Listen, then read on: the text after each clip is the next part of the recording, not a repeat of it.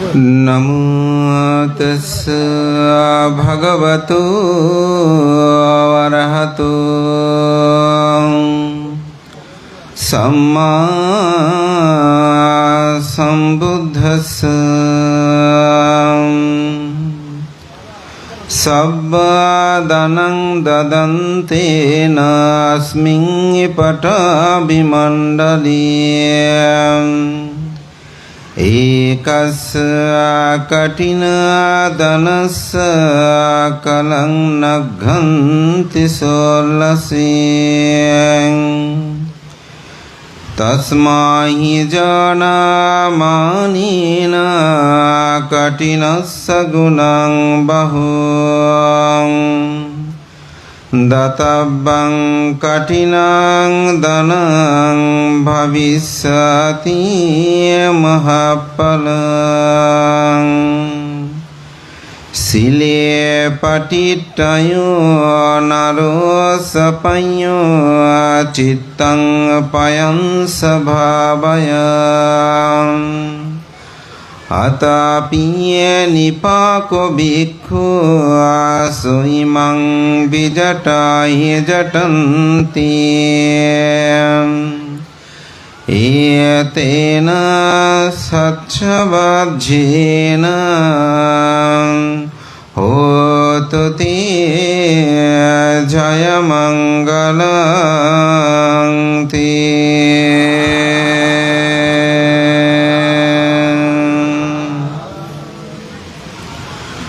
উত্তর বড়বিল বৌদ্ধ যুব উন্নয়ন কল্যাণ সংসদের সকল সদস্যবৃন্দ এবং দায়ুদিকা কর্তৃক আয়োজিত উত্তর বড়বিল ধর্মপাল সার্বজনীন বৌদ্ধ বিহারের দানোত্তম দানশ্রেষ্ঠ শুভ কঠিন চিবর দান সভার পরমারাধ্য মাননীয় সভাপতি পরম শ্রদ্ধেয় বর্ষিয়ান সাংঘিক ব্যক্তিত্ব শ্রদ্ধেয় বিমলাচার্য মহাস্তবীর মহোদয়, অনুষ্ঠানের প্রধান জ্ঞাতি আমার অত্যন্ত প্রিয় ভাজন উকিয়া সংরাজ ভিক্ষু সমিতির সুযোগ্য সাধারণ সম্পাদক জ্যোতিপ্রজ্ঞা মহাস্তবীর মহোদয়, আজকের অনুষ্ঠানের অন্যতম আশীর্বাদক আমার অত্যন্ত প্রিয় ভাজন বন্ধুবর মৈত্রী প্রদীপ সুদেশক বিনয়শীল ভিক্ষু ব্যক্তিত্ব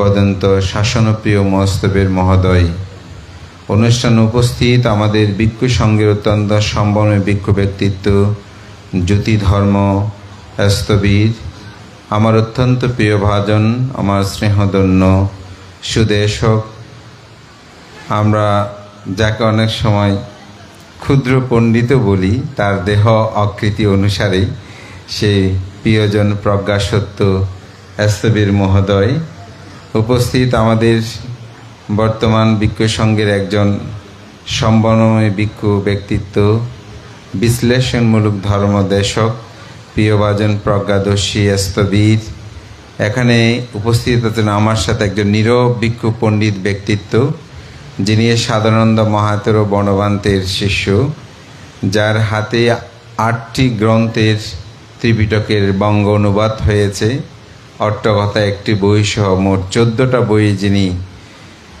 সমাজকে উপহার প্রদান করেছেন। প্রিয়ভাজন রাহুল স্তবীর সহ প্রমুখ মাননীয় মহান সংঘের প্রতি বিনম্র চিত্তে শ্রদ্ধা অর্ঘ্যবন্দনা নিবেদন করছি। আপনাদের সকলের প্রতি মৈত্রী চিত্তে পুণ্যদান এবং আশীর্বাদ জ্ঞাপন করছি। সর্বাগ্যেই একটু কৃতজ্ঞতা আশীর্বাদ জানাতে হয় আপনাদের পক্ষ হয়ে। মিন্টু বড়ু আমাকে বারংবার সে আহ্বান করেছেন। আমি এখানে এসেই আমাদের সাধারণ সম্পাদক জ্যোতি প্রজ্ঞার সাথে আলোচনায় জানতে পারলাম উকিয়ার মধ্যে গ্রাম নাই, তো সে যখন আমার সাথে একেবারে কনফার্ম করছিলেন আসার জন্য, তা আসলে মোর ইচ্ছে দুটি ফাং হওয়াতে আমি খুব দ্বন্দ্বে পড়ে গেছিলাম কোনটা। তো সে বলছে বারবার, যেহেতু তার সাথে পূর্বে কথা হয়েছে, বলছে বান্ত আমি মিন্টু বলছি। আমাদের ঠিক আছে, তোমার ভান্তিদেরকে একটু বলো। তো যাই হোক, পরবর্তীতে আমাদের প্রজ্ঞা সাক্ষ্য যখনই কথা বললেন অনেকটা নিশ্চিত হলাম যেখানে দুইটি বিহারেই আসলে আমার ফাং গ্রহণ আছে। আরেকটি সম্ভবত 22 তারিখ মনে হয়, 21 কি 22 তারিখ, 21 তারিখ। তো যাই হোক, আজকে উপস্থিত হতে পেরে খুবই প্রীত আনন্দ অনুভব করছি। তো কঠিন চিবর দানের মাস, বিশেষ করে আমরা যারা চট্টগ্রামে মধ্যে যারা কয়েকজন ধর্মদেশক, হয়তো আমাদের জন্য অত্যন্ত কঠিন কষ্টসাধ্য। একবার রামুতে, আরেকবার কুমিল্লা, বান্দরবান, এভাবেই পর্যটন আমাদের চলছে, চারিকাং চলমান। তো তবুও আজকে উপস্থিত হতে পেরে আনন্দ অনুভব করছি। একটি প্রাকৃতিক নৈসর্গে ভরপুর এই বৌদ্ধ বিহার, যেটি বুদ্ধ প্রশংসা করেছেন যে বিহারটা কেমন হওয়া উচিত। বলা হচ্ছে গ্রামের অনিত দূরে, একেবারে কাছেও নয় দূরেও নয়। তো এই স্থানটা অনেকটা সেরকম একটি পর্বত টিলায় অত্যন্ত মনোরম পরিবেশে প্রতিষ্ঠিত। যতটুকু জানতে পারলাম আমাদের প্রজ্ঞা সাক্ষ্য, সে অত্যন্ত বিনয়ী এবং অত্যন্ত কাশ্যপ, প্রজ্ঞা কাশ্যপ, তার অত্যন্ত শ্রদ্ধাশীলতায় এই বিহারের সকল দায়িত্ব নিয়ে একটি ধর্মময় সুন্দর পরিবেশ রচনা করেছেন। তো আকেও আমি আশীর্বাদ পূর্ণদান করছি। ধর্মপ্রাণ প্রিয় উপাসক উপাসিকা বিন্দু, মহাকারণিক তথাগত সম্মুখ সম্বুদ্ধির ধর্মদর্শনে কঠিন চিবর দান একটি অতীব গুরুত্ববহ, এবং এই কঠিন চিবর দানটি এখন বর্তমানে আমাদের জাতীয় উৎসবে পরিণত হয়েছে। তো এই কঠিন চিবর দান এবং উৎসব, এই দুটির মধ্যে পার্থক্য আছে। কঠিন চিবর দানটা আপনারা একটু আগে করেছেন, হয়তো 1 মিনিটের একটা মন্ত্র বলা যায়। যদি আজকে এত আয়োজন না করেও 5 জন ভিক্ষু আহ্বান করে আপনারা ইমাং কাটেনা চিবরাং ভিক্ষু সাঙ্গাসা দানাং দেমা কাটেনাং আত্মারিতং, এটা বললে কঠিন চিবর হয়ে যেত পঞ্চশীলটা নিয়ে, আর কোনো কিছুর প্রয়োজন ছিল না। কিন্তু আজকে এত সব আয়োজনের পিছনে সে দানটা এখন উৎসবে পরিণত হয়েছে। উৎসব হওয়াতে এখানে কল্পতরু, অষ্টপরিষ্কার, আবার যারা কৃতি ছাত্রছাত্রী, যারা এসএসসি এবং মাস্টার্স পাস করেছে, তাদেরকেও আজকে এখানে কৃতি শিক্ষার্থীদের সংবর্ধনা প্রদান করা হয়েছে এবং বলা হচ্ছে এটা বৌদ্ধ মহাসম্মেলন, অর্থাৎ জ্ঞাতিগণের একটা সংযোগ হওয়ায় এই দানটি এখন উৎসবে পরিণত হয়েছে। এবং এই উৎসবটি ধরে রাখা দরকার, কারণ আমাদেরকে একটি জায়গায় একই প্ল্যাটফর্মে সংযুক্ত হওয়া সম্ভবপর হয় না অন্য কোনো দানে। যেমন কঠিন চিবর দান হোক, কঠিন চিবর দান ছাড়া যদি সঙ্গদান হয়, হয়তো 1 জন 2 জন ভিক্ষু আসেন, সঙ্গদান করে চলে যায়। কিন্তু দিনব্যাপী ভিক্ষু সঙ্গদের সাথে যে একটা সমন্বয় সাধন, উপাসক উপাসিকা দায়ক দায়িকাদের মধ্যে যে একটা আন্তরিকতার সেতু বন্ধন, এটি কিন্তু এই দান উৎসব ছাড়া এখন আর হয় না। আপনাদের বিবাহ বন্ধনগুলো যেগুলো আগে 7 দিন হতো, 3 দিন হতো, 1 দিন হতো, এখন সেগুলো 3-4 ঘন্টার মধ্যে সীমাবদ্ধ হয়ে গেছে। ক্লাব ভিত্তিক আয়োজন হয় বিবাহ স্বাধীন, আত্মীয় স্বজন গিয়ে একটু দেখা করেই হয়তো কিছু প্রেজেন্টেশন দেওয়ার থাকলে দিল, তারপরে কেমন আছো, ভালো আছি বলে চলে আসে। তো মাঝে মধ্যে কথা হলে যদি জিজ্ঞাসা করি কালকে তো অমুকের বিয়েতে গিয়েছেন, তো পুত্র ওদের নতুন বউকে বা জামাইকে দেখেছেন কিনা, পদে বানতে বিহার থেকে আস্তে আস্তে দেরি হয়ে গেছে, 10টা পার হওয়ার কারণে আমি তাড়াতাড়ি খাওয়া দাওয়া শেষ করে চলে আসছি। অর্থাৎ বিয়েতে গিয়েছে ঠিক, তিনি বরকনে পর্যন্ত দেখেন নাই। অর্থাৎ আমরা কত এখন মানে আত্মকেন্দ্রিক হয়ে পড়ছি, এটাই হচ্ছে তার একটি উদাহরণ। এর দ্বারা আমাদের হচ্ছে কি, জীবন পরিক্রমায় আমরা অনেকটা সংকীর্ণ হয়ে পড়ছি, একাকী জীবনযাপনে আমরা অভ্যস্ত হয়ে পড়ছি। যৌথ পরিবারের সংখ্যা একেবারে নেই বললেই এখন বর্তমানে চলে। ছেলে মেয়ে বিবাহ সাথে বন্ধনা হলেই কিভাবে তিনি বাইরে যাবেন, কিভাবে আলাদা হবেন, এই চিন্তা চেতনায় মগ্ন। সবাইকে নিয়ে কিভাবে থাকবে সেটা নয়, হয়তো মা বাবা আছে তাদেরকে একটু দেখভাল করলে করে, অনেকে তো সেটার খোঁজ খবরও নেয় না, এরকম অবস্থাপন্ন আমাদের সমাজের।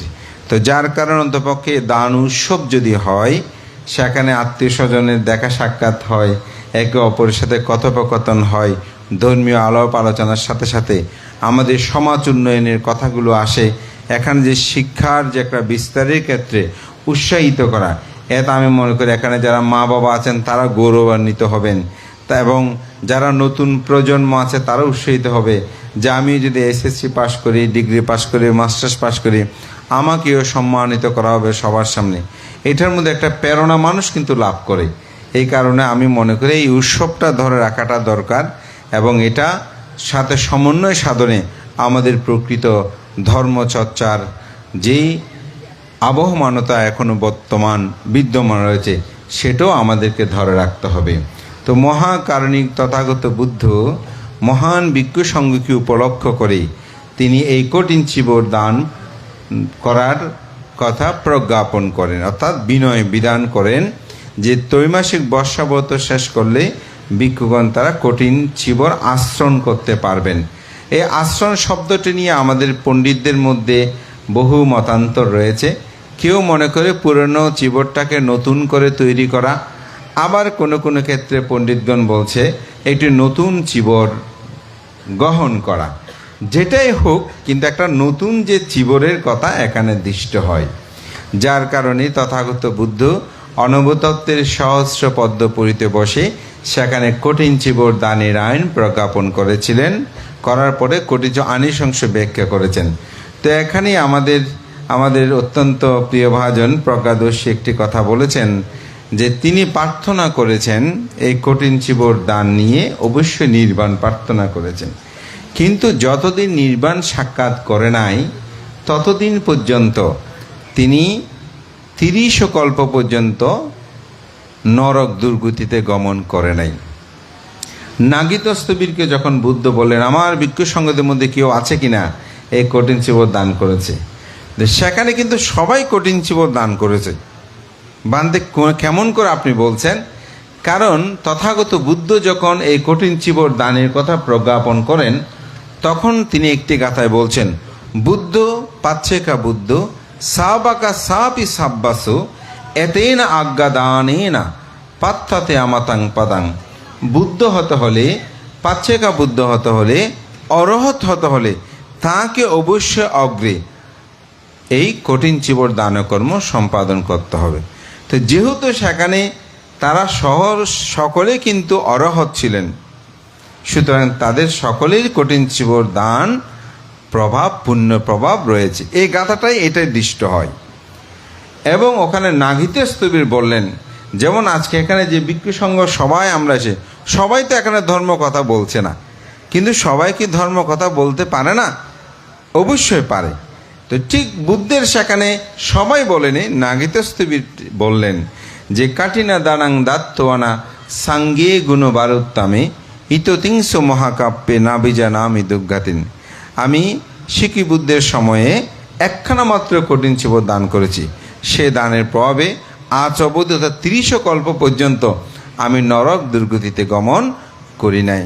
তো এখানে যে প্রশ্নটা, যে যুক্তিটা আমাদের অত্যন্ত সুন্দর, যে আসলে আমরা যে দানকর্মটা করছি এটা আর নাগিতস্তবের যে দানকর্ম কথা তার মধ্যে একটু পার্থক্য আছে।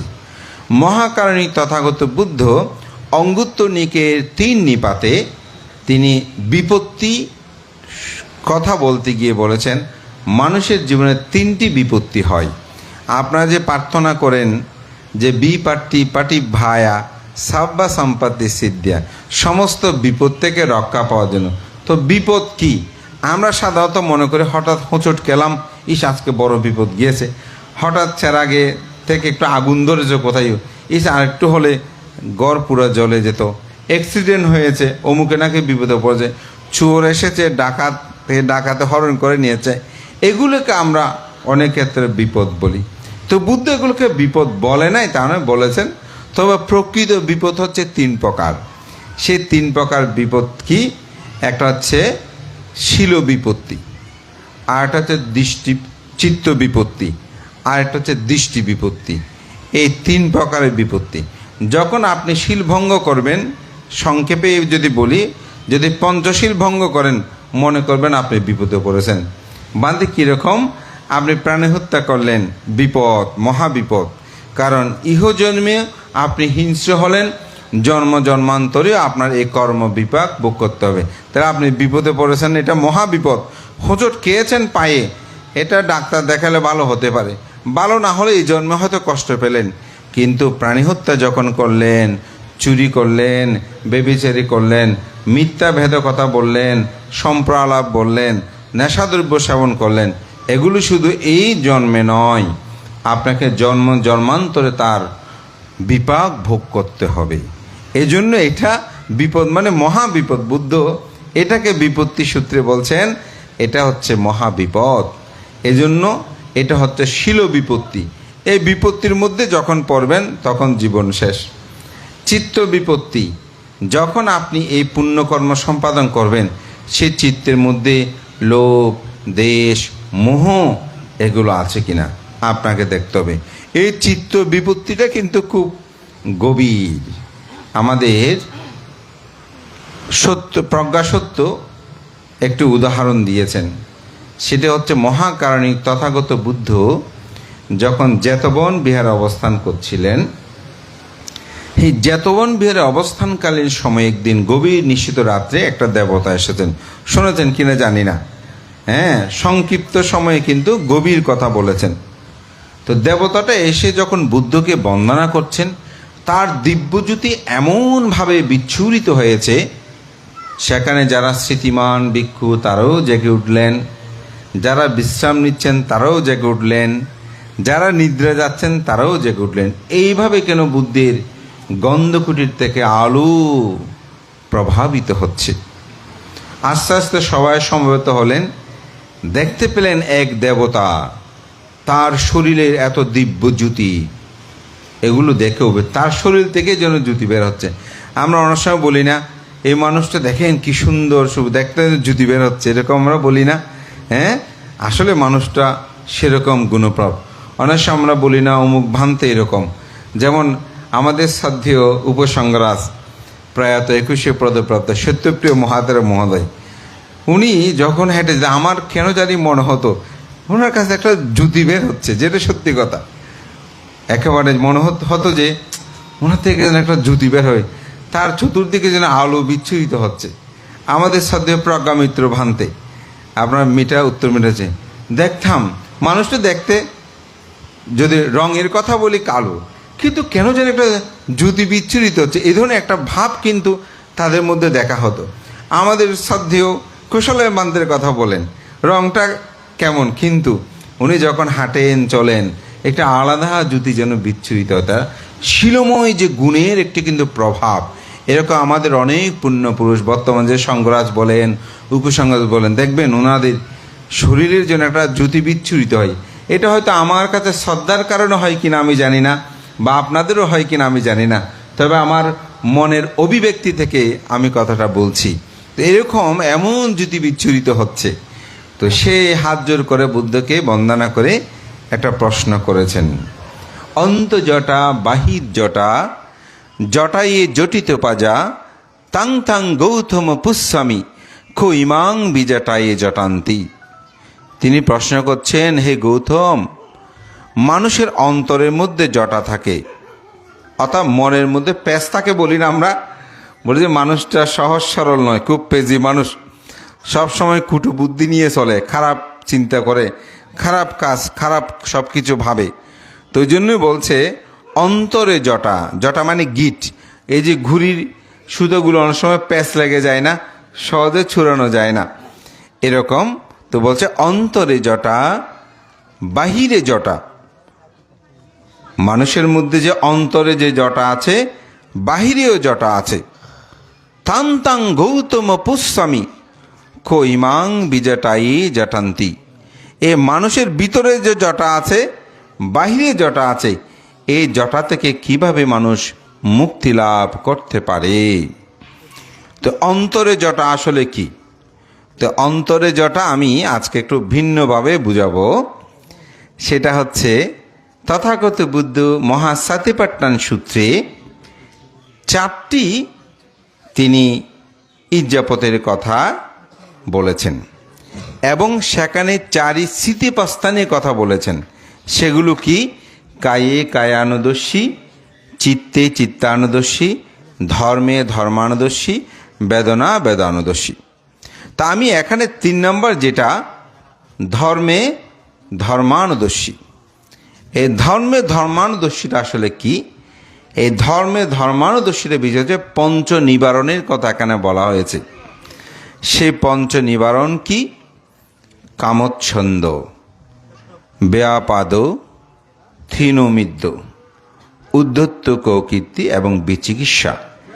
এই পাঁচটি হচ্ছে আমাদের নিবারণ, মানে কি ঢাকনা। এই পাঁচটি ঢাকনায় আমাদের চিত্ত কি করে? বিপত্তিগ্রস্ত করে।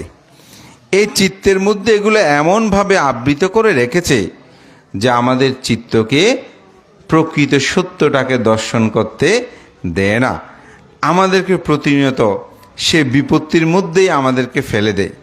সে পঞ্চ নিবারণটা আমরা চিহ্নিত করব। যখন আপনি শত্রু কি সেটাকে চিহ্নিত করতে পারবেন, তখন আপনি কিন্তু বিপদ থেকে রক্ষা পাবেন।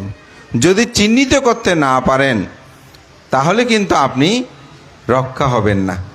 যেমন ডাকাতকে যখন আপনি বাড়ির আশেপাশে দেখবেন, তখন আপনি সতর্ক হয়ে যাবেন না। চোরকে যখন দেখবেন, তখন আপনি সতর্ক হবেন না। ঠিক আমাদেরকে বিপদে ফেলে যেরকম পাঁচটি বিষয় আছে, যেগুলো আমাদের আশেপাশে সবসময় থাকে, আমাদেরকে তারা দুঃখ প্রদান করে, এবং তাদের কারণেই আমরা জন্মান্তর এই ভবচক্রের মধ্যে দুঃখ পাচ্ছি, এবং চিত্ত বিপদের মধ্যে ফেলছে এই পাঁচটি আবরণ, পাঁচটি ঢাকনা। এটাকে বলা হয় পঞ্চ নিবারণ। সে প্রথম কি? কামচ্ছন্দ। এগুলো একটু ধ্যান জগতের কথা।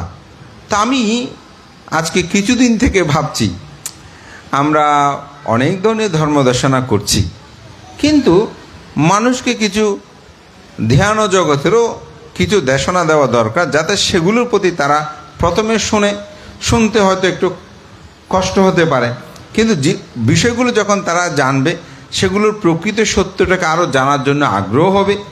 আগ্রহ হলে সে বিষয়গুলো নিয়ে তারা আরও অধ্যয়ন করবে। অধ্যয়ন করতে গিয়ে তারা ভাবনাময় জীবনযাপন করবে। ভাবনাময় জীবনযাপন গিয়ে তার ঢাকনাগুলোকে অপনোদন করে তারা দুঃখ মুক্তির পথে ধাপমান হতে পারে। এই বিষয়টা চিন্তা করে আজকের বিষয়টা আমি এখানে উপস্থাপনা করছি, যে প্রথম হচ্ছে কি? কামচ্ছন্দ। কামচ্ছন্দ কি? পৃথিবীর মধ্যে আমাদের জন্মগ্রহণের পর থেকে এই সময় পর্যন্ত আমরা খেতে চাই, পড়তে চাই, বসতে চাই, নিতে চাই, উপভোগ করতে চাই।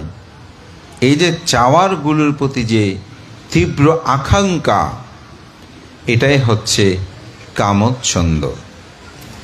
যেমন আমি বাড়ি চাই, আমি গাড়ি চাই, অর্থ চাই, বৃত্ত চাই, নারী চাই, পুরুষ চাই, পুত্র চাই, কন্যা চাই, অনেক নাম যশ খ্যাতি প্রতিপত্তি চাই।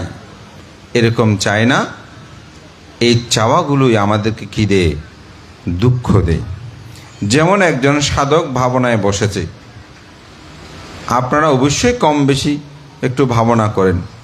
তো ভাবনা করার সময় চিত্ত উৎপন্ন হলো, আমি অমুক যদি একটা জায়গা নিতে পারতাম, সেখানে যদি 3 তলা বাড়ি করতে পারতাম, বাড়িতে সিঁড়িটা এরকম হতো, ওই রকম হতো, সেখানে টাইলসগুলো ইন্ডিয়া থেকে নিয়ে আসতাম, সুইচগুলো অস্ট্রেলিয়া থেকে নিয়ে আসতাম, আমার ছেলে যদি বিদেশ যেত, অস্ট্রেলিয়া যেত, কানাডা যেত, সেখানে যদি অনেক টাকা পয়সা ইনকাম করতো, তারপর সেগুলো দিয়ে বিহারে কিছু দান করতাম, একটা বড় সঙ্গ দান করতাম।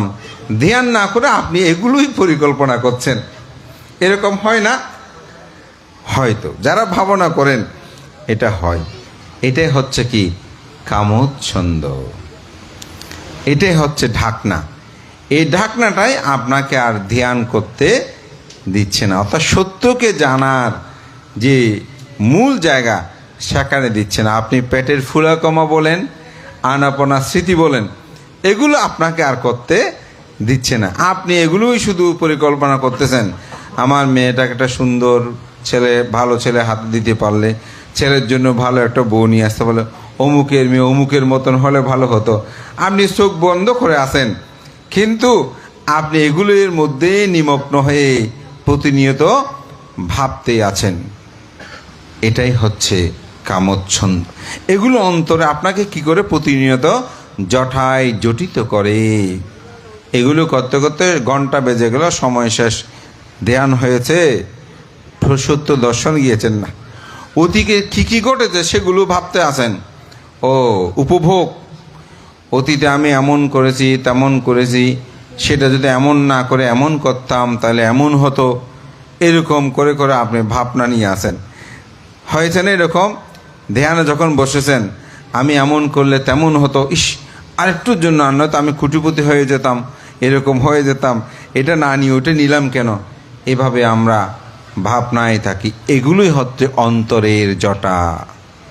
অনেক সময় একাকী বসে আছেন, তখন ভাবতেছেন অমুককে যদি দুটো ঠুসি মারতে পারতাম, তাকে যদি মারধর কিছু দিতে পারতাম, সে আমার এটা করেছে সেটা করেছে। এই যে আপনি ভাবছেন, এটাই হচ্ছে কামচ্ছন্দ। এই ঢাকনাগুলো দিয়ে আপনাকে প্রকৃত সত্যটা আপনাকে দর্শন করতে দিচ্ছেন। প্রকৃত সত্য কি, এটা একটু পরে বলবো। কি দর্শন করতে আপনাকে দিচ্ছে না, এগুলোই আপনাকে ঢাকনা দিচ্ছে। আমি অমুক করব সমুক করব, এরকম করে আমরা পাপ ও কর্মে অনেকে জড়িত হয়ে যাচ্ছি। কেন জড়িত হচ্ছি? আমাকে এরকম করতে হবে, এটা নিতে হবে, ওটা এরকম করতে হবে, এরকম বলে মানুষ কাম ও ভোগ্যের প্রতি তার যে স্পৃহা, আকাঙ্ক্ষা, এটাই আমাদেরকে দুঃখ দেয়। আজকে ভাই বোন বলেন, আত্মীয় স্বজন বলেন, জ্ঞাতি দ্বন্দ্ব সংঘাত কেন হচ্ছে? না এই জায়গাটা আমি পুরোয় চাই, ওটা আমি পুরো চাই। কিন্তু আপনি কি ভেবে দেখেছেন, এই অর্থবিত্ত প্রাচুর্য, আমার যে স্বপ্ন দেখা বাড়িঘর, এগুলো সব অনিত্য? যদি একটু মনের মধ্যে ভাবনা আসতে পারেন, এগুলো সবে কি অনিত্য। যাহা অনিত্য তাহা কি দুঃখ, যাহা দুঃখ তাহা অনাত্মা, তা আমার নয়। এটাই হচ্ছে সত্য, এটাই হচ্ছে কি সত্য। ওই যে সত্য, এটা আমাদেরকে দেখতে দিচ্ছে না। এটা এমনভাবে, ওই কামচ্ছন্দটা এমনভাবে আমাদেরকে ঢাকনা দিচ্ছে, অনিত্য, দুঃখ, অনাত্মা, এটা আমাকে দিচ্ছে না। তা আমার কথায় মিন্টু একটু রাগ করেছে। কেন? এই বান থেকে এতদিন আগে ফাঙ্কলা বান, তা আমাকে চিনতেছেন না, ঠিক না? তো এখন মিন্টু কি শান্তি পাবে? পাবে না তো। সে আমাকে দেখলেই রাগ উঠবে। বানতে ভালো মনে করেছিলাম, কিন্তু বানতে তো দেখি এরকম। কিন্তু সেই যদি উপেক্ষা করে না, কোথায় আমার ভুল হতে পারে? এটাও তো অনিত্য, দুঃখ, অনাত্মা। দেখবেন সাথে সাথে দুঃখটা চলে গেছে। আমিও যদি ভাবি কোন ছেলেটা কি ফোন দিয়েছে ফাং, ওই বিহার দুঃখ তো একটু বলে নাই, তাই না? আমি যখন একটু উপেক্ষা করলাম, তখন কি হলো, সাথে সাথে প্রশান্তি আসলো। এই জীবনের এই সত্যটা যতক্ষণ জানবে না, ততক্ষণ এই যোগ্য, এই ভোগ্য বস্তুগুলো আপনাকে তাড়িত করবে। আপনি সুখী হতে পারবেন না। আপনি যে জামাটা গায়ে পরিধান করেছেন, এটা পরিধান আপনি করেছেন, কিন্তু এটাতে যদি আপনি সন্তুষ্টি থাকতে না পারেন, ইস আমি এটা কি জামা গায়ে দিলাম, এটা মাত্র 1000 টাকা, 2000 টাকা, 500 টাকা, বা শার্ট শাড়ি, কতজনেতে 30,000 টাকা দামের পড়তেছে, আসলে আমার জীবন তো বিদা। তাহলে আপনি সুখ পাবেন? পাবেন। আমার একটা কথা এখনো মনে পড়ে, আমি তখন গৃহী জীবনে ছিলাম। তো আমার দাদা প্রফেসর ডক্টর অর্থদর্শী বাবু, তো উনিশশো আমি দুজনেই একটা কাজে গিয়েছিলাম। এখন আমার মনে পড়ে, সম্ভবত আন্দরকিল্লে হবে।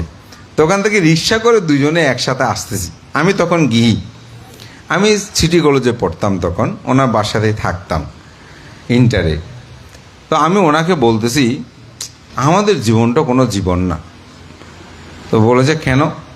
তাই বললাম, আমাদের কলেজে একটা আমার ক্লাসমেট আছে, সেই ডেলি এক একটা গাড়ি নিয়ে আসে, এক একটা পোশাক পরে, এরকম এরকম করে চলে।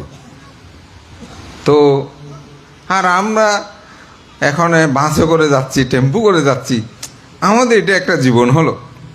এরকম করে আমি আমার নিজের অভিব্যক্তিটা ওনাকে ব্যক্ত করলাম। তুমি আমাকে বলছে যে তোমার মতন, আমি গৃহীত এই জন্য আমাকে তুমি করেই বলছে, বলে যে তোমার মতন গাড়ি করে যে এরকম সংখ্যা কত, আর প্রতিদিন কার নিয়ে আসে সেরকম সংখ্যা কত। তাই বললাম কারটা নিয়ে এরকম আসে, বেশি হলে 10 জন হবে। তো তোমার মতন চলে যে এরকম কয়জন আছে? তাই বললাম আমার মতো চলে যে 60 টাটে বিভিন্ন আর হিসাব করলাম 20 জনের মতন হবে। তাহলে আর বাকি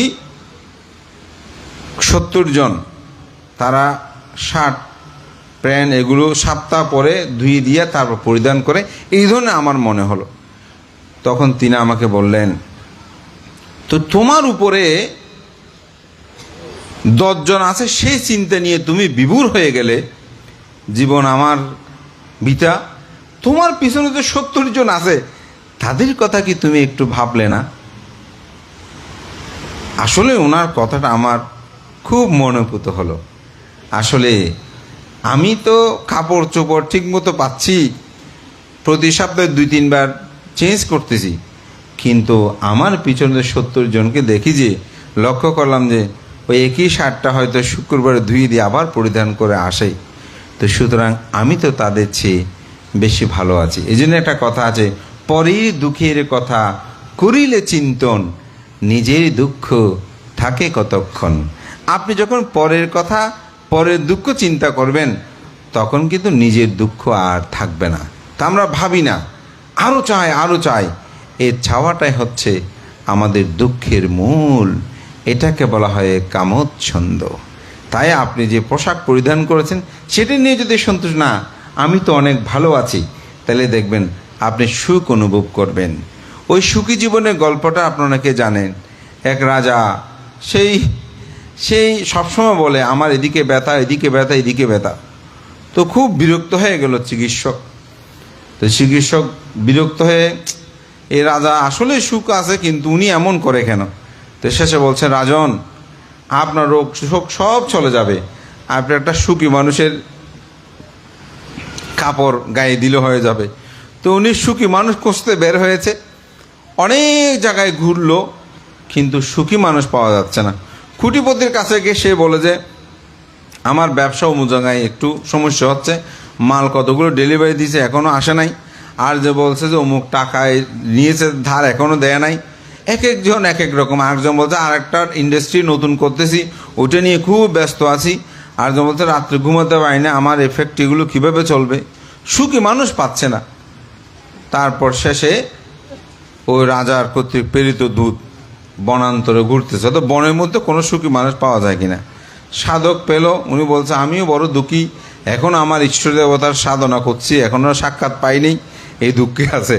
তো শেষমেশ এক কাঠুরিয়ার সাথে দেখা হলো। তো কাঠুরিয়াকে জিজ্ঞাসা করছে, তুমি কি সুখী? বলে যে হ্যাঁ, আমি খুব সুখী। কীরকম? বলে যে আমি প্রতিদিন এখানে বনান্তরে ঘুরে কাঠ সংগ্রহ করে বাজারে নিয়ে গিয়ে বিক্রি করি, যা চাল ডাল বিক্রি করে অর্থ পাই সেগুলো চাল ডাল কিনে এনে রান্নাবান্নাও করে, কি ঘুম যায়, সকালে উঠে আবার কাঠ সংগ্রহ করি, বিকেলে সেগুলো বিক্রি করি, আমার কোনো দুঃখ নাই। ও খুব ভালো। তো বলে যে ঠিক আছে, আপনার একটা জামা দেন, মানে শার্ট দেন। তো বলে যে আমার তো শার্ট নাই, আমার 2টা লুঙ্গি আছে মাত্র, একটা লুঙ্গি ছিঁড়ে যেতে যেতে আরেকটা লুঙ্গি কোনো ক্রমে কিনি, কিন্তু জামা কিনা অর্থাৎ শার্ট কেনার মতন টাকা আমার নাই। তো লেখক ওখানে একটা মন্তব্য করলেন, সুখী মানুষ পেলাম কিন্তু জামা পেলাম না। অর্থাৎ সুখী মানুষ খুঁজে পেয়েছি কিন্তু জামা নাই তার কাছে। তো রাজাকে গিয়ে বলল, রাজন, এখন সুখী মানুষ পেয়েছি, ধরে এনেছি, কিন্তু ওনার তো জামা নাই। তো রাজা তখন বুঝতে পারলো, ও আসলে আমি এইটা সেটা বলে বলে যতই আমার চিকিৎসককে বিরক্ত করে, আসলে তো আমি সুখী, সুখটাকে আমি উপলব্ধি করতে পারছি না। তাই আমাদের জীবনের এত আকাঙ্ক্ষা, চাহিদা, তৃষ্ণা, এগুলো আমাদেরকে জন্ম জন্মান্তর বারবার পরিভ্রমণ করায়। এই আকাঙ্ক্ষাই কিন্তু আমাদেরকে দুঃখ দেয়। আজকে ভাই বলেন, বোনে বলেন, আত্মীয় বলেন, স্বজন বলেন, জ্ঞাতি বলেন, আমাদের মধ্যে যে দ্বন্দ্ব সংঘাত, এই সব কিছু এই কারণে না? তো এটাই আমাদেরকে কী করে রাখে? আবৃত করে রাখে, ঢাকনা দিয়ে রাখে। এই জন্য বুদ্ধ বলছেন এটি হচ্ছে নিবারণ, ঢাকনা দেওয়া, সত্যকে দর্শন করতে দেয় না। আমরা বুঝিও সেটা উপলব্ধি করতে পারে না, সেই সত্যটাকে অবধারণ করতে পারে না। এটাই হচ্ছে কামচ্ছন্দ। যখনই আপনার মধ্যে সেটা উৎপন্ন হবে, আপনি সেটাকে জানবেন, আমার মধ্যে এই কামচ্ছন্দ উৎপন্ন হয়েছে, আমার মধ্যে এই তৃষ্ণাটা উৎপন্ন হয়েছে, আমার মধ্যে আকাঙ্ক্ষাটা উৎপন্ন হয়েছে। এটি যখনই জানবেন, তখন দেখবেন সেটাই আপনার মধ্যে জ্ঞান। এই জন্য একটা কথা আছে, যে যার অজ্ঞানতা সম্পর্কে যতটুকু পরিমাণ জানে, তিনি ততটুকু পরিমাণ কিন্তু পণ্ডিত। আমি অনেক ধর্ম কথা বলি, আপনারা মনে করবেন না যে আমি পণ্ডিত। না, আমার অজ্ঞানতা, আমার অবিদ্যা, এটা সম্পর্কে আমি যতটুকু জানবো, মনে করবেন ততটুকু পরিমাণ তিনি পণ্ডিত, এবং তাকে মানুষ সম্মান করবে। আমি একটু উদাহরণ দিই। যেমন আপনি হেঁটে যাচ্ছেন, আপনার পা লেগেছে একজনের বা ধাক্কা লেগেছে, আপনি যখন বলেন সরি, তখন ওনার রাগটা কমে যায় না? কেন কমে যায়? মায়ের ব্যথা যে পেয়েছে ওইটা তো কমে নাই, কিন্তু কেন? কারণ উনি বুঝতে পারেন, ওনার অজ্ঞানতা, ভুলটা উনি বুঝতে পেরেছেন বলেই আমাকে সরি বলেছেন। দেখেন, ছোট ছোট বিষয় এগুলো যদি আপনি একটু উপলব্ধি করেন, কেন আমরা তার সরি বলার সাথে সাথে সেই বিষয়ে আর কোনো তর্ক করছি না? কারণ তিনি তার অজ্ঞানতাটা, অবিদ্যা, তিনি ভুলটা তিনি বুঝতে পেরেছেন। তো ভুল যখন বুঝতে পারার পরে যদি আপনি পাল্টা কিছু বলেন, বলো যে ভুলে করেছে, তোমার কাছে ক্ষমা এসেছে, এরপরও কেন তুমি এমন করছো, উল্টা তখন তার উপর মানুষ রেগে যাচ্ছে, তাই না? এই জন্যই নিজের ভুলটা নিজে যখন আপনি বুঝতে পারবেন, ও আমি যে বেশি ভাগ চাচ্ছি ভাইয়ের কাছ থেকে, বোনের কাছ থেকে বেশি অর্থ ভাগ নিচ্ছি, আমি যে বেশি খাদ্য গ্রহণ করছি, অপর থেকে অপরের স্বার্থ হরণ করছি, এটা আমার অজ্ঞানতা, এটা আমার কামচ্ছন্দ। তখন এটা চলে যাবে। ধ্যান জগতে যখন বসবেন, না এটা তো আমার স্মৃতি হতে পারে না, আমি যা ভাবছি, পরিকল্পনা করছি, এটা আমার পরিকল্পনা, আমি আনাপানা বা পেটের ফুলা কমা, সেই স্মৃতিতে আমি যখন সেটাকে জানবো, তখন সেটাই হবে যে কামচ্ছন্দ। সেই সম্পর্কে সেটাকে জানা, সেটা আমার মধ্যে উৎপন্ন হয়েছে। দ্বিতীয় যেটা ঢাকনা, সেটাকে বলা হয় ব্যাপাদ। ব্যাপাদ মানে কি? ব্যাপাদ হচ্ছে হিংসা। তো কামচ্ছন্দকে নিবারিত করার জন্য কিছু পন্থা আছে। সেটা হচ্ছে কামচরিত ব্যক্তি যারা, তাদেরকে অশুচি ভাবনাটা করতে হয়। অর্থাৎ তারা যখন শারীরিকভাবে এই দেহ কায় এটা অশুচি, দুর্গন্ধময়, তখন সেটার প্রতি মানুষের আকর্ষণ থাকে না। সেটার প্রতি মানুষের কি আকর্ষণ থাকে? আমরা বলি ওনার চোখগুলো কত সুন্দর, কিন্তু কখনো ভেবে দেখেছেন যদি একটা রাত নিদ্রা যাপনের পর সে চোখ দিয়ে কি বের হচ্ছে? নাকটা খুব সুন্দর, ঠোঁটটা খুব সুন্দর, কানগুলো সুন্দর, দেহটা সুন্দর, আমরা বলছি না? সেগুলোর প্রতি আকর্ষিত আমাদের ছেলে মেয়েরা এখন বিপদগামী হয়ে যাচ্ছে না? এগুলোর প্রতি আকর্ষিত হয়েই তো বিপদগামী হচ্ছে। কিন্তু সে কি চোখ বন্ধ করে কখনো ভেবেছে এই দেহ যদি দু একদিন স্নান না করে, এই সুন্দর দেহ দিয়ে কীরকমভাবে বিশ্রী দুর্গন্ধ বের হবে, ঘামের এই শরীর কেমন হবে? এটা যখন তার মধ্যে ভাবনা আসবে, তখন এই কাম ও রাগে অগ্নিতে প্রজ্বলিত হয়ে মা বাবা ভাই বোন ছেড়ে নিজের জাত ধর্ম পরিত্যাগ করে কখনো তিনি বিপদগামী হবেন? হবেন না। এগুলো ভাবনার সুযোগ আমরা তাদেরকে দিচ্ছি না। এর জন্য আমাদের মা বাবারও কিন্তু দায়ী। শুধু প্রাতিষ্ঠানিক শিক্ষা, যেমন আজকে এখানে প্রাতিষ্ঠানিক শিক্ষা পুরস্কার দিয়েছে, তা আমি প্রজ্ঞা কাশ্যপকে বলবো আগামীতে, এবং এখানে যে মিন্টু আছে বা অপর যারা আছে, এই যে কল্যাণ সংসদ, আপনাদেরকে বলবো সাথে সাথে সূত্রপাঠ প্রতিযোগিতা, বুদ্ধের জীবনী নিয়ে রচনা প্রতিযোগিতা, তারপরে আপনি এখানে যারা প্রখ্যাত বিজ্ঞ সংঘ তাদের জীবনাচরিত, ত্রিপিটকের কয়টি গ্রন্থ কি আছে, তার মঙ্গলসূত্রের পালি বাংলা, এগুলো নিয়ে আপনারা একটা প্রতিযোগিতা দেবেন। 3 মাস টাইম থাকে। সেই প্রতিযোগিতার মধ্যে সেখানে যিনি প্রধান, দ্বিতীয়, তৃতীয় হয়েছেন তাদেরকে আপনারা পুরস্কৃত করবেন। তাহলে প্রাতিষ্ঠানিক শিক্ষার সাথে সাথে ধর্মীয় শিক্ষাটাও তারা আয়ত্ত করলো। আমাদের মা বাবারা দিনরাত শুধু পড়ো পড়ো পড়ো বাবা, তোমাকে ডাক্তার হবে, হতে হবে, ইঞ্জিনিয়ার হতে হবে, প্রফেসর হতে হবে, খুব ভালো। এটা না হলে আমাদের জাতি রক্ষা হবে না। কিন্তু সেটার সাথে সাথে একটা কাজের কথা বুদ্ধ বলেছেন, সেটা আপনারা ভুলে গেছেন। একসাথে বলে দিয়েছে মঙ্গলসূত্রে, বাহুন সাসাঞ্চা সিপ্পাঞ্চা বিনয়ী চা সুশিক্ষিত। কয়টা এখানে? দুটা। বহু শিল্প বিষয়ে জ্ঞান, আপনারা সেটার মধ্যে টাকা পয়সা পাবেন, ছেলে বড় হলে ডাক্তার ইঞ্জিনিয়ার হবে, আমাকে টাকা পয়সা দেবে, এই চিন্তা করে সেটাকে গ্রহণ করে নিয়েছেন। বিনয়ী চা সুশিক্ষিত, তাদেরকে যে বিনয়ী হতে হবে এই শিক্ষাটা আপনারা দিতে আগ্রহী নয়। আগে ছেলেমেয়েরা যেভাবে পায়ে পরে নমস্কার করত, এখন করে? আমার তো মনে হয় না করে না। এটার জন্য দায়ী কি ছেলে মেয়েগুলো নাকি আমরা? আমরা নিজেরাই দায়ী। কীরকম দায়ী? আমরা নিজেরা স্বামী স্ত্রী ছেলে মেয়েদের সামনে ঝগড়া করি। অনেক সময় স্বামী সন্তানদেরকে তার স্ত্রীর দুর্নাম করে, স্ত্রী স্বামীর দুর্নাম করে, তোর বাবা এমন, তোর বাবা তেমন, আমাকে জ্বালিয়েছে, অমুক করেছে, সমুক করেছে। তো ছেলে মা বাবার প্রতি শ্রদ্ধা হারিয়ে ফেলে।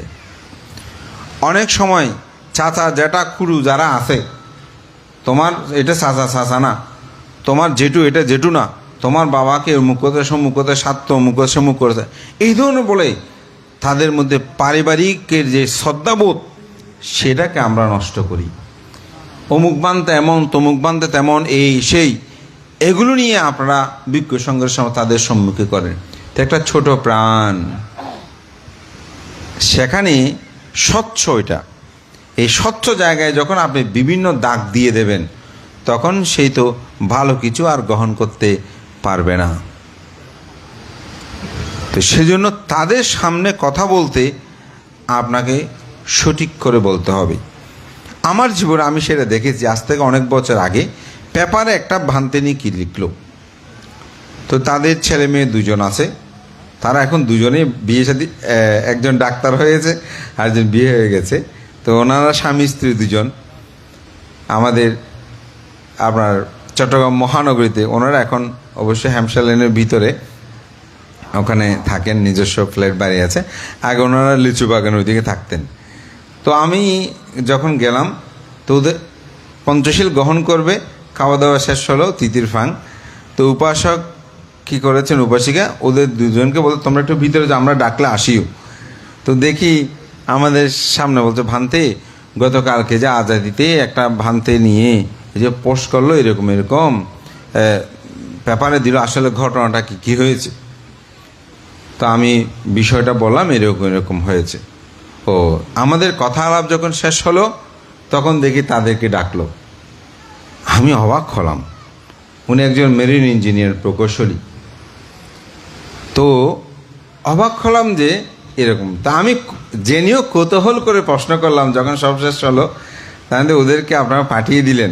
ওই যে ভান্তে, ওরা তো এখনো ছোট মানুষ, এইসব বিজ্ঞ সঙ্গে এখানে সত্য অসত্য পেপারে যা, তো সব তো সত্য হয় না, কিন্তু তারা যদি শোনে তাহলে তো বিজ্ঞ সঙ্গের প্রতি তাদের অসদ উৎপন্ন হবে।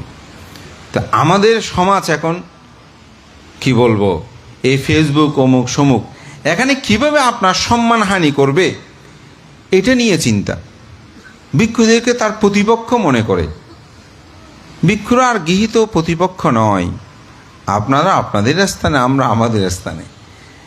কোনো ভিক্ষু একটু ভালো পরিচিত হলো, মুখ করে, তাকে কীভাবে টেনে হেঁচড়ে নামাবে, এখানে ভিক্ষুরও কিছু কিছু জড়িত থাকে। তো মনে করবেন, যারা এগুলো জড়িত থেকে আপনাদেরকে শেখাচ্ছে, তারা কিন্তু কোনো কুশল করছে না।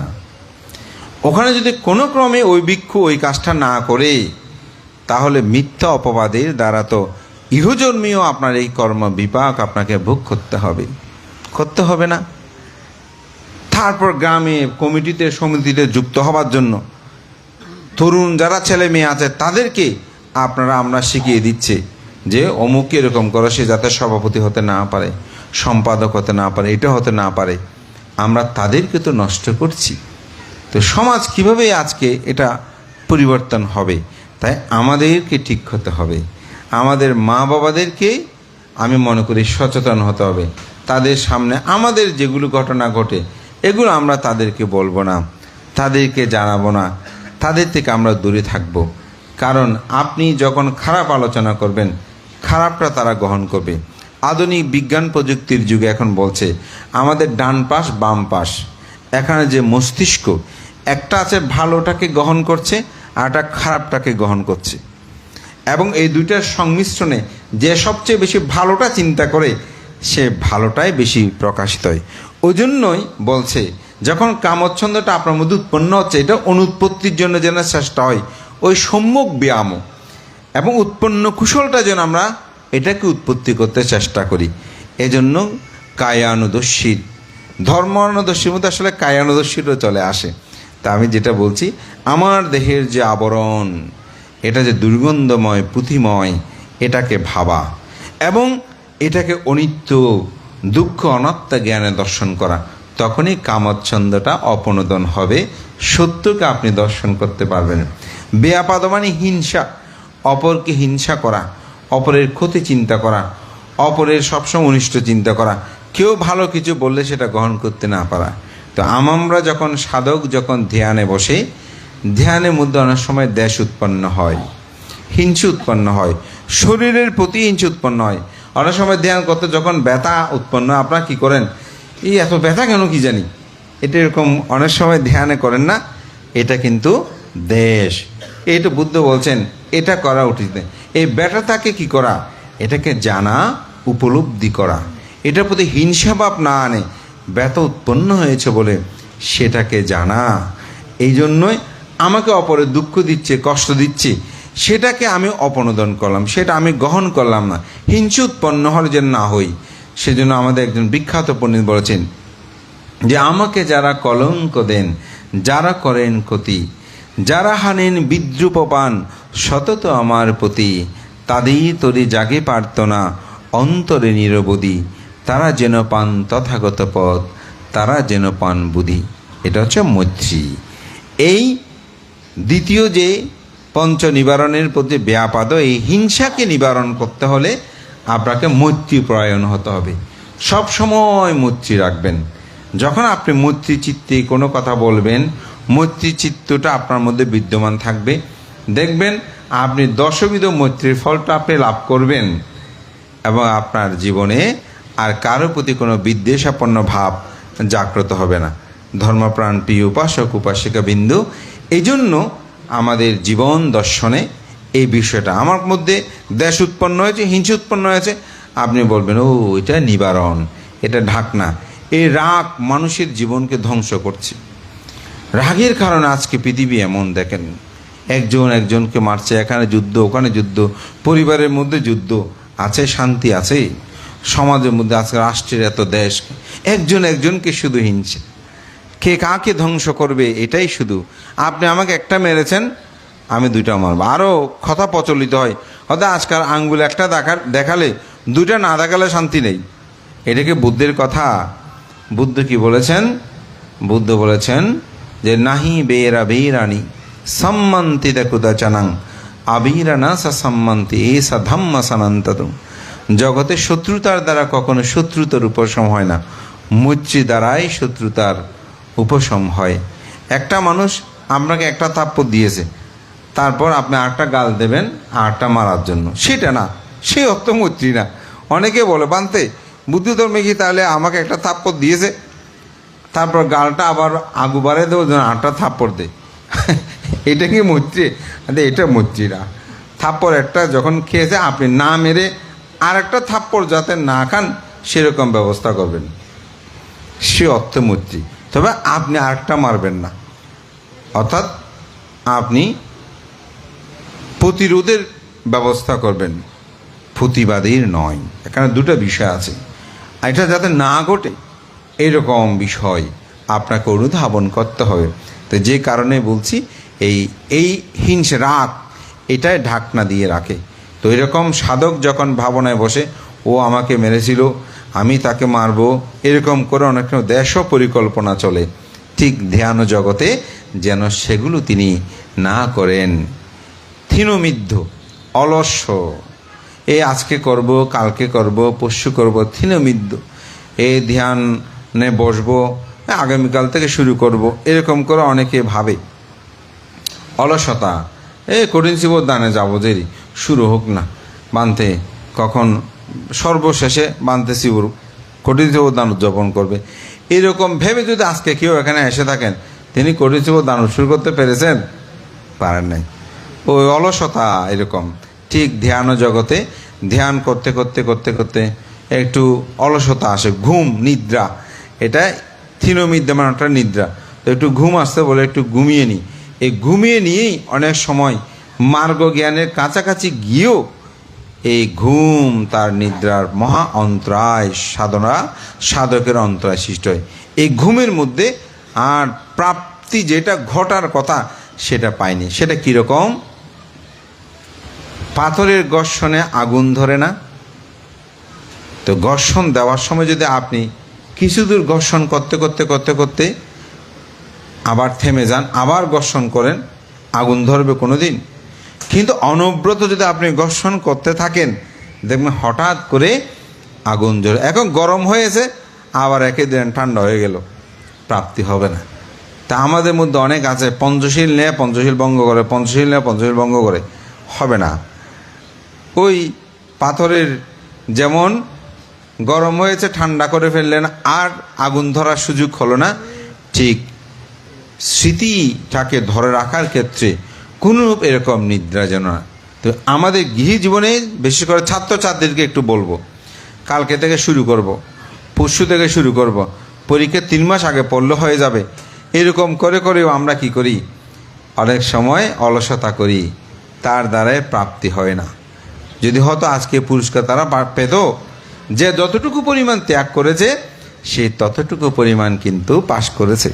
তো এই জন্যই বলা আছে থিনমিদ্য, উদ্ধত্ত কুকুচ্ছ অর্থাৎ উদ্ধত্ত কীর্তি। এটাও চিত্তের চঞ্চলতা, অস্থিরতা। অনেক মানুষ আছে এখানে অস্থির, বসে থাকতে পারে না, একবার উঠে দিকে যায়, একবার উঠে দিকে যায়, একবার উঠে অস্থির হয়ে যায় না? তো সাধকও যখন ধ্যানে বসে মনে করে এই স্থানটা ঠিক নয়, মনে একটু নড়ে চড়ে বসি, আবার ওইদিকে যাই। এই 10 দিনের ধ্যান করলে কিছু মানুষ আছে একবার এখানে বসে, একবার ওখানে বসে, একবার ওখানে বসে। তো জিজ্ঞাসা করলে বর্তমানতে মনে হচ্ছে এদিকে একটু সুবিধা হবে, ওইদিকে বসতে। তো আচ্ছা, আপনি এদিকে বসে আবার আজকে এদিকে কেন আসছেন? বর্তমানে জায়গাটা বেশি সুবিধা মনে হচ্ছে, এই জন্য একটু এদিকে আসলাম। অর্থাৎ মানুষটা অস্থির হয়ে যায়। এই ধর্ম সবার মধ্যে আপনারা দেখবেন এরকম কিছু মানুষ আছে অস্থির। তো এই অস্থির চঞ্চলতা বড় দোষ, একটা কথা বলে না, চঞ্চলতা বড়। এটা মানব জীবনেও, আপনি ইহু জীবনে যদি চঞ্চল মানুষ হন, দেখবেন আপনার দ্বারা কোনো কিছু হয়তো হোঁচট খাবেন, নয়তো হাত কেটে ফেলবেন, নয়তো পা কেটে ফেলবেন, একটা বিপদ হবে। আর সাধনাময় জীবনেও যখন চিত্তের চঞ্চল, আমি কি ধ্যান করছি কেমন, এই সে নিয়ে তিনি যদি অস্থির হয়ে যায়, তার মধ্যে ধ্যান করা সম্ভব নয় একজন সাধকের জীবনে। এই জন্যই এটাকে বলে যে উদ্ধুচ্ছ কুকুচ্ছ, অর্থাৎ চিত্তের অস্থিরতা, চঞ্চলতা। তো সর্বশেষ যেটা, সেটা হচ্ছে বিচিকিৎসা, অর্থাৎ আমি যে এই পুণ্যকর্ম সম্পাদন করছি এটা ঠিক কিনা। নাগিতস্থবির যে এই কঠিন চিবর দান করে 30 কল্প পর্যন্ত নরক দুর্গতিতে গমন করে নাই, এটা নিয়ে একটা সন্দেহ কি আপনাদের মধ্যে নাই? আছে, উৎপন্ন হবে। এই সন্দেহ কখন চলে যাবে? যখন আপনি শ্রোতাপত্তি হবেন তখন। তাহলে এখানে আমরা যারা আছে কেউ কি শ্রোতাপত্তি? আমি জানি না, তবে আমি তো শ্রোতাপত্তি নই। তাহলে আমার মধ্যে সন্দেহটা থাকতে পারে, উৎপন্ন হতে পারে। হয়তো আমরা সেই উৎপন্ন সন্দেহকে নিবারণ করছি কিছু কার্যকারণেই। কারণ একটা সত্যকে যদি আপনি জানতে চান, প্রথমে আপনাকে বিশ্বাস করতে হবে। যেমন আপনি দ্রব্য নিয়েছেন দোকানে, তো দ্রব্যটা নেওয়ার সময় একজন না একজনকে কিন্তু বিশ্বাস রাখতে হবে। দোকানে ঢুকেছেন, দোকানে ঢুকে আপনি টাকা দিয়ে দিচ্ছেন না, প্রথমে দ্রব্যগুলো নিয়েছেন। তো দ্রব্যগুলো আপনার হাতে দেওয়ার সময় উনি তো বলতে পারতো না, আগে টাকা জমা দিয়ে দাও, কিছু কিছু জায়গায় সেরকম আছে, আপনি কি কিনবেন আগে টাকা জমা দেবেন, ও বিল করবে, তারপর আনতে যাবে। তাহলে ওখানে আপনাকে বিশ্বাস করতে হচ্ছে মানুষটাকে। আর কিছু কিছু জায়গায় দ্রব্য নেওয়ার পরে টাকা দিচ্ছেন, তো বিক্রেতা বিশ্বাস করতে হবে কাকে? যিনি দ্রব্য গ্রহণ করছেন তাকে। অর্থাৎ বিশ্বাস ছাড়া পৃথিবীটা চলবে না। এটা যে যত কথা বলে না কেন, বিশ্বাস কিন্তু লাগবে, বিশ্বাসহীন পৃথিবী চলবে না। তো একটা সত্যকে যখন আপনি আয়ত্ত করতে যাবেন, তখন তার প্রতি একটা প্রাথমিক বিশ্বাস রাখতে হবে। এটা একেবারে যে মন প্রাণ দিয়ে বিশ্বাস করা তা না, অন্ধবিশ্বাস না, যুক্তিপূর্ণ বিশ্বাস। তার দোকানে নিয়ম আছে, জিনিসপত্র নেওয়ার পরে টাকা দেয়, বিক্রেতা এই বিশেষটা জানে।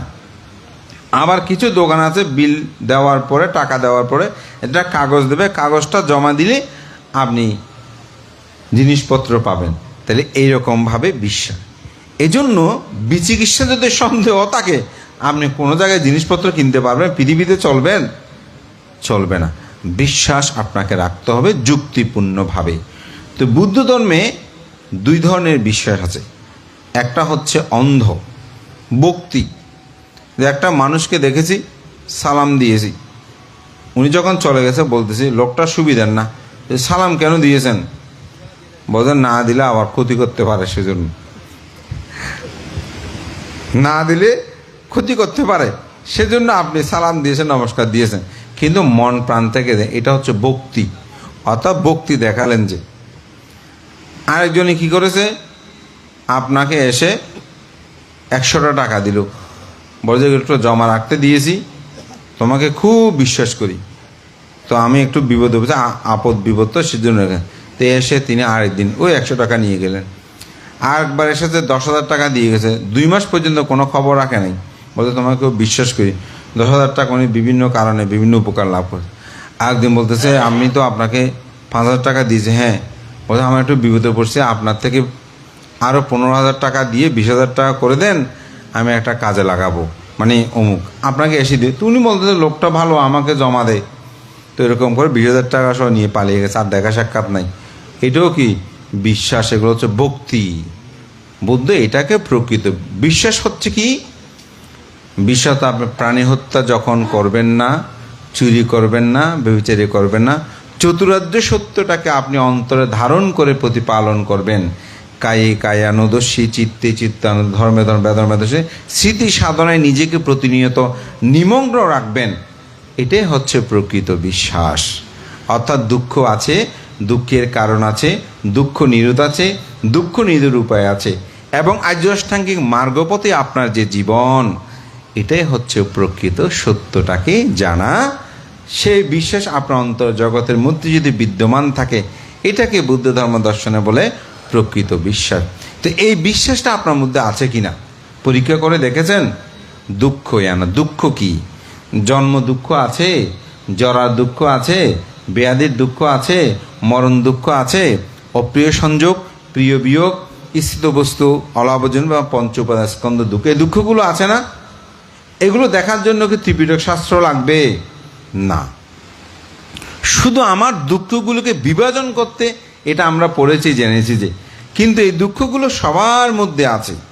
তো বুদ্ধ বলছেন এই দুঃখের কারণ কি?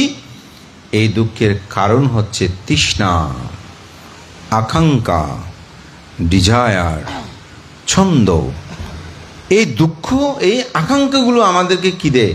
দুঃখ দেয়।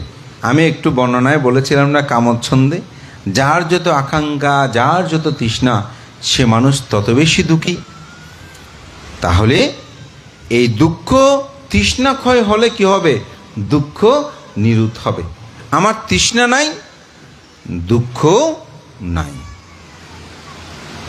যার তৃষ্ণা আছে তার দুঃখ আছে। তৃষ্ণা নিরোধের উপায়, এটা হচ্ছে আর্যাষ্টাঙ্গিক মার্গ, যাকে সংক্ষেপে শীল সমাধি প্রজ্ঞা বলে।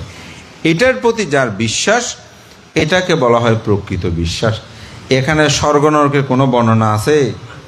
নাই। এটা হচ্ছে কার্যকারণবাদ। এটা করলে ওটা হয়, এটা না করলে ওটা হয় না, এটাই বলে মূলত। তো বিচিকিৎসা কি? সন্দেহ। এটার প্রতি যার সন্দেহ থাকবে, আমি বলবো তার পক্ষে মুক্তি লাভ করা সম্ভব নয়।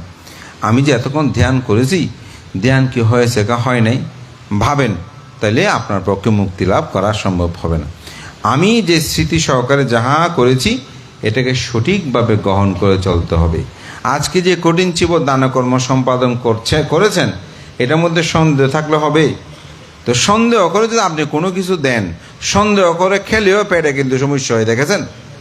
এটা একটা মৃত্যুর পরে না, আপনি ইহু জীবনে দেখেন কোনো একটা দিন পরিষ্কার পরিচ্ছন্ন কিনা কি জানি, এমন নাকি সেদিন তো ভিডিওতে ফেসবুকে দেখলাম যে বাটার লাগানোর সময় একেবারে হাত দিয়ে ময়লা লাগিয়ে দিয়েছে। তো বাটারটা দেখলে যদি আপনি খেয়ে থাকেন দেখবেন পেটে কিছুক্ষণ পরে সময় সৃষ্টি হয়েছে।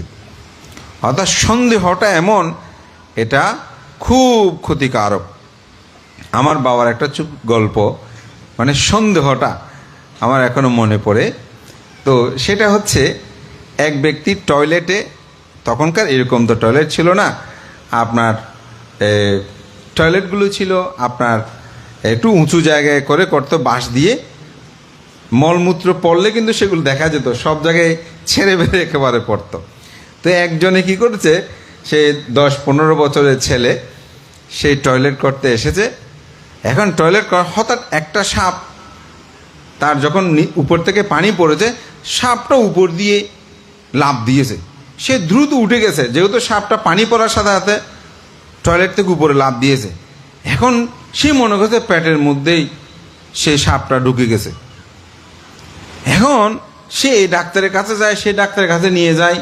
এখন সবাই বলে যে না, পেটে কীভাবে সাপটা ঢুকবে, কিন্তু সে তো সন্দেহে, মানে সে বলে না এই সাপটা এদিকে যায়, পেটে ওদিকে ঘুরে, এমন করে গুরু গুরু করে এরকম। এখন অনেক ডাক্তারের কাছে গেল, কেউ তার মানে এই শত বুঝলেও সেই ছেলেটা বুঝে না। তো শেষ পর্যন্ত এক বুদ্ধিমান ডাক্তার বলে যে হ্যাঁ ঠিক আছে, তোমার এখানে সাপ আছে যে এটাও ঠিক, আমি দেখতে পাচ্ছি। সে বলে যে এত ডাক্তারের কাছে এটাই হচ্ছে সঠিক ডাক্তার। তখন তার বাবাকে ডাকলো, ডেকে বলে যে আপনি একটা কাজ করেন, একটা পাতিলা নেন, পাতিলে একটা ধরা সাপ আপনি ধরে নিয়ে আসবেন, আপনার ছেলে যেন এটা না জানে। তো তাকে খুব খাওয়ালো 2 দিন ধরে, ভালো করে খাওয়ানোর পরে ওই পাতিলাটা নিল। নেওয়ার পরে বলছে যে আপনি সে যখন টয়লেট করবে তো পিছনে আপনি পাতিলাটা নেন যে যেন সে না জানে। তো যখন সে টয়লেট করবে ঠিক সে মুহূর্তে পাতিলা থেকে সাপটা বের করে দেবেন, অর্থাৎ তার পিছন দিয়ে যেন পড়ে। তো পড়ার সময় সে যেন দেখে, তো টয়লেট করার সময় সেটা যেন বের হচ্ছে। ঠিক সেরকমভাবে ঠিক টয়লেটে গিয়েছে, তখন ওই উঁচু মাচা টাইপের মানে টয়লেট তখন, তো টাট্টি বলতো এগুলোকে। তো এখন ঠিক যখন সে টয়লেট করতে শুরু করেছে, আমার বাবা আর একটু চিটাঙের বাসা দিয়ে বলেছে, আমি একটু হয়তো আধুনিক ছেলে মেয়েরা আছে, এটা আমার মতো করে বলছি। তো যখন সে টয়লেট করতে ঠিক সেই সময় সাপটা, ওই ধরা সাপটা ছেড়ে দিল। সে দেখেছে, দেখে একেবারে সে শান্তি, ও এতদিন পরে সাপটা বের হয়েছে। সে আগে তো শুকিয়ে কাঠ হয়ে গেছে, এরপর থেকে সে সুস্থ ভালো। অর্থাৎ সন্দেহ, এই বিচিকিৎসা, এটা মানুষের জীবনকে অন্ধকারে, স্বামী স্ত্রীর মধ্যে অনেক ঘর সংসার ভেঙেছে শুধু সন্দেহে। কিছু সন্দেহ সত্য, কিছু সন্দেহ সত্য নয়। এই সত্য নয়, এটাই ঘর সংসার ভেঙেছে। যেমন একটা মহিলাকে কেউ বিরক্ত করতে পারে, সে কেন বিরক্ত করছে, অথচ মহিলার কোনো দোষ নাই, নাম্বার পেয়েছে, মহিলা কণ্ঠ পেয়েছে, করতেছে যে। আমাদের সদ্য উপসংহার বানতে কি বলবো, একদিন উনি বলতে, আমরা হাসতে হাসতে বলছে রাতে 11:30 বাজে আমাকে ফোন দিল। তো ফোন দিয়ে বলতেছে, হ্যালো, দেখে ওদিকে একটা মেয়ে, মধ্যে একটু ব্যাক করেন না। তো উপসংহার বানতে বলতেছে যে হয়তো আমি বলতেছি যে কেন আপনি করতেছেন যে হয়নি, কি বলতে চান বলেন না। ও তো এরকম যখন বলেছি, তারপর হয়তো বা আর ফসাই খ্যাং করিব, আয় খুব বুড়ো মানুষ, আর হতে হতে কল ব্যাক করি বেলাই, হ্যাঁ রাইতর হতে 11 আয় গু মাতিকা ব্যাং গিয়ে হয় দেখে দিয়ে এরকম অবস্থা। তো আমাদের মাতৃজাতি যারা আছে, অনেক সময় এগুলো বাস্তবতা বলছি, এগুলো ধর্মে না, অনেক সময় তাদেরকে বিরক্ত করে। স্বামী যখন এগুলো দেখে অহেতুক তার প্রতি সন্দেহ নির্যাতন করে, তখন ঘর সংসার ভেঙে যায়। আবার অনেক সময় পুরুষের ক্ষেত্রে এরকম হয়। আমি বলবো সত্যটাকে জানবেন, প্রকৃত সত্য জেনেই তারপর সেটা যথার্থ বিচার যেন হয়, বা আপনাদের করণীয় কর্তব্য স্বামী স্ত্রী যা, এটা আমি বলবো না, ভিক্ষু মানুষ। কিন্তু সন্দেহ করে করে ঘর সংসার স্ত্রী পুত্র। আমি কিছুদিন আগে একটা কথা শুনেছি, একটা মেয়ে, সে খুব ভালো দেখতেও, সুশ্রী, লেখাপড়ায়ও ভালো। তো মেয়েটাকে মা বাবা সন্দেহ করেছে সে অমুক ছেলের সাথে এরকম। শেষে মেয়েটারও আমি মেয়েটার দোষ বলবো, সেই সত্যটা প্রমাণ করতে পারত। তো সে না করে মা বাবা কেন এমন বলেছে এটা বলে সেই আত্মহত্যা করলো। তা আত্মহত্যা তো মহাপাপ। এই জন্ম জন্মান্তর সেই আর কখনো মানুষ হবে কিনা কিনা সন্দেহ। তাহলে আমাদের মধ্যে এরকম দুঃখ উৎপন্ন, কোনো সময় আত্মহত্যা করবে না। অথচ এই সমস্যা কিন্তু সমাধান হতো। মা বাবা বলেছে কি হয়েছে, আমার ভালোর জন্য হয়তো একটু সন্দেহ করেছে যে, কিন্তু আমি আমার জীবন দিয়ে সেই সত্যকে কি আমরা উপনোদন করতে পারি না?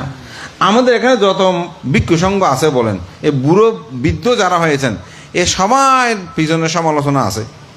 এটা সেটা, এটা অমুক, এটা সমুক, বান্ধ, এটা বেশি কথা বলে, এটা কম কথা বলে, একটা না একটা লাগাইয়ে দেবেই। কিন্তু তিনি যদি স্থির সত্যের অধিষ্ঠানে বিদ্যমান থাকে, দেখবেন একটি সময় সেগুলো সব অপনোদন হয়ে যায়। আপনি সত্যের মধ্যে থাকেন।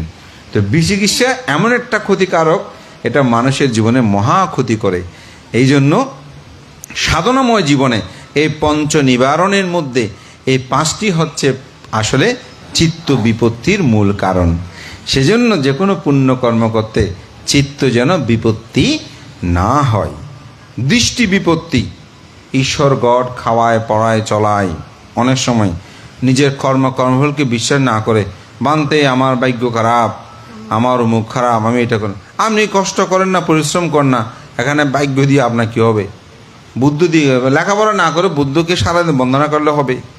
আমাদের দান বাক্সের মধ্যে মাঝে মধ্যে পাই, বুদ্ধ আমাকে অঙ্কে পাশ করে দেন, দিলে আমি একটা বড় পূজা দেব। এখন অবশ্যই দেন, আমি বিভিন্ন দেশনায় বলেছি যে এখন আর দিচ্ছে না।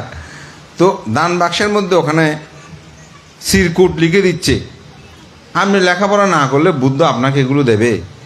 কোনো দিন দিতে পারবে না। আপনাকে নিজেই প্রচেষ্টা করতে হবে।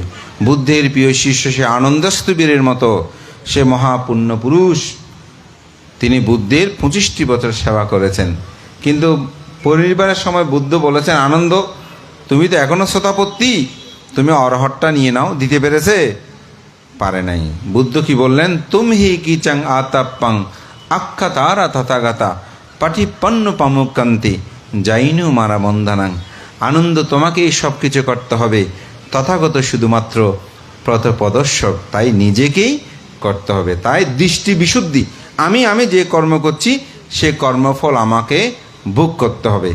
এই তিনটি বিপত্তি থেকে আপনি যদি রক্ষা পান, তাহলে নাগিতস্তবীর যেরকম একটা চিবর দান করেছে, আপনি সেরূপ একটা চিবর দান করেই আপনি নরক দুর্গতিতে গমন করবেন না। কিন্তু যেহেতু আমরা সেটা রক্ষা করতে পারি না, বিপত্তিগতে আমরা শিল সম্পত্তি, চিত্ত সম্পত্তি, দৃষ্টি সম্পত্তি আমরা যেহেতু রক্ষা করতে পারি না, তাই আমাদেরকে বারবার এই দান পুণ্যকর্ম সম্পাদন করতে হবে। তো বুদ্ধ এখানে সে দেবতার প্রশ্ন উত্তরে তিনি বললেন, ওই অন্তরে জটা যে বাইরে জটা, তখন বুদ্ধ সেখানে বললেন, সিলে পাটিটায়া নারু সাপাইয় চিত্তাং পায়াংসা ভাবায়া আতাপি নিপাক ভিক্ষু সো ঐমাং বিজাটাই জটান্তি। শিলে প্রতিষ্ঠিত হয়ে নরপজ্ঞাবান সমাধি আর বিদর্শন দুই করে ধ্যান। শিলবান প্রজ্ঞাবান ভিক্ষু সেজন, তিনি করিতে পারে জটার ছেদন। এখানে ভিক্ষু বলতে কিন্তু মনে করবেন না আমাদেরকে, ভিক্ষু শব্দটা বিভিন্ন জায়গায় বিশ্লেষণ আছে। ভিক্ষু বলতে যিনি মুক্তির সাধনায় বিচরণ করে। ভিক্ষা মানে বিচরণ না, আমরা পথে পথে ভিক্ষা করছি, বলে লোকটা পথে পথে ভিক্ষা করে, তো এটা পথে পথে ভিক্ষা নয়, এটাতে চারি আর্যপথেই ভিক্ষা, বিচরণ, সে অর্থে বিহার। তো এরকমভাবে যারা বিচরণ করে, মুক্তির জন্য যারা সাধনা করে, তাদেরকে শীলবান হতে হবে। সমাধি, সমাধি মানে চিত্তের একাগ্রতা। এই যে পঞ্চ নিবারণের কথা বলেছি, এগুলো সমাধি জগতে কিন্তু চিত্তকে সমাধিস্থ করার ক্ষেত্রে।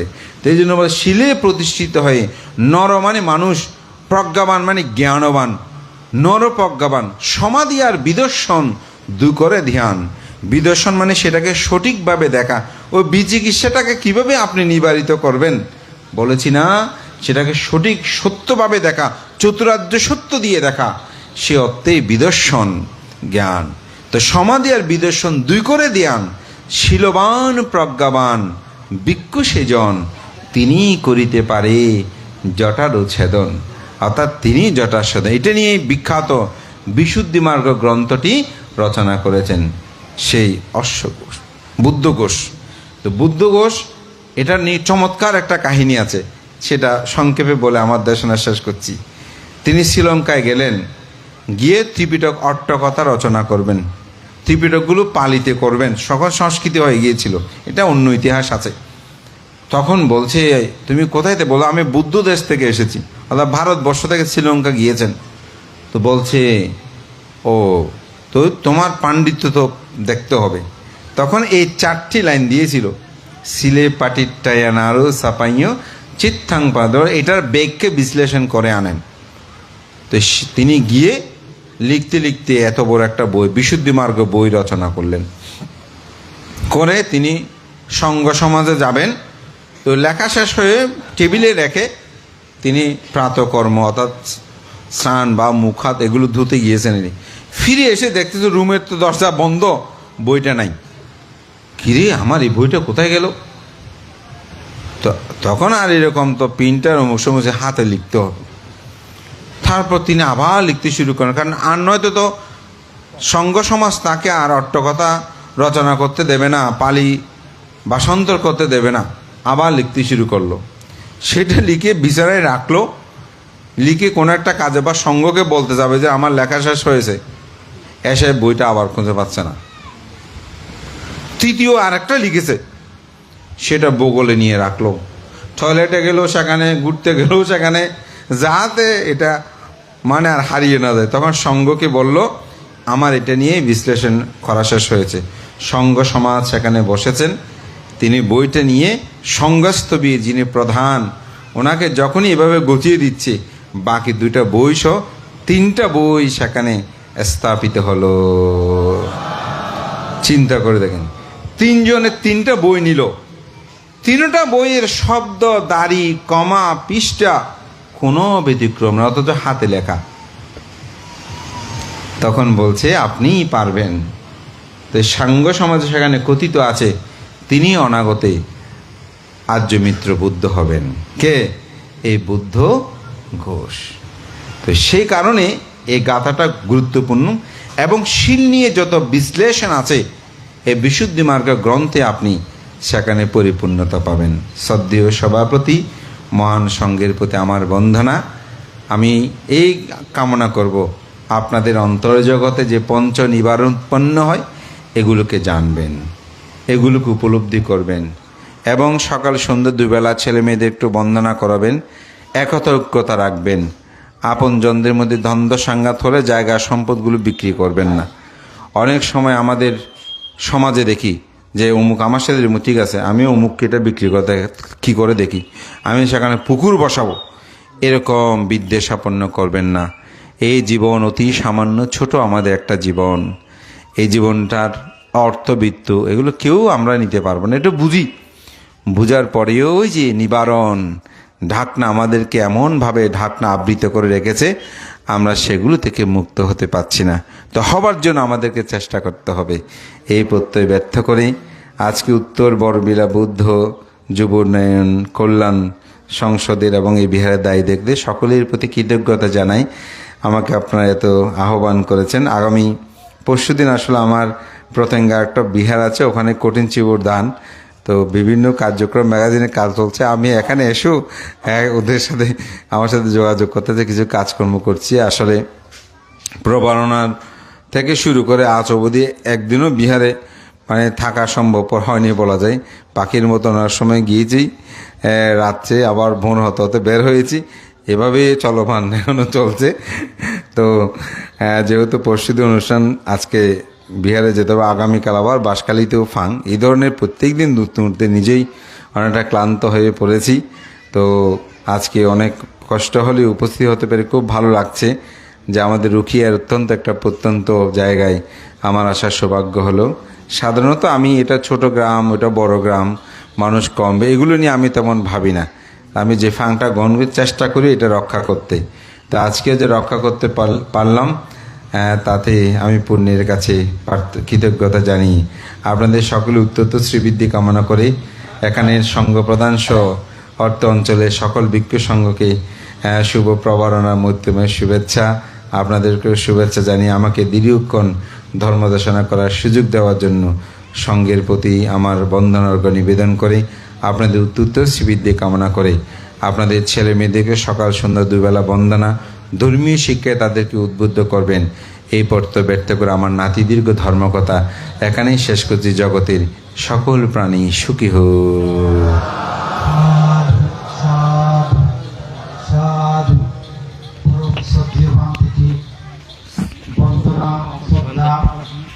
এবং বিবাহ জানাচ্ছি, আমাদেরকে ধর্মদান করার জন্য কৃতজ্ঞতা জানাচ্ছি।